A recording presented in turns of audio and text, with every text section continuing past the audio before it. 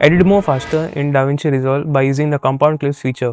If you have so many clips like this in Davinci Resolve and editing is becoming a bit hard for you and bit messy up the way my clips are meshed up in this timeline, just hold your left click, drag it and select all the clips, right click and go topmost thing what is written new compound clip. Create a new compound clip, name your compound clip, let's name it I'm meshed up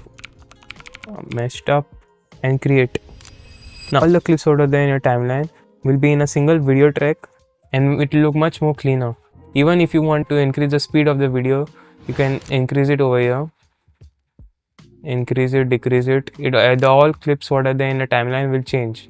And either if you want to go back again and edit the tiny clips what are there in the compound clip now, just right click and click on open in timeline and you will find all the clips back again over here.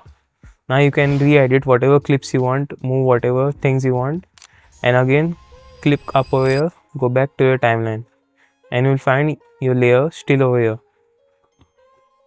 This is how you use compound clips for more faster editing in Davinci Resolve. For many more queries or any more video suggestions, let me know in the comment section.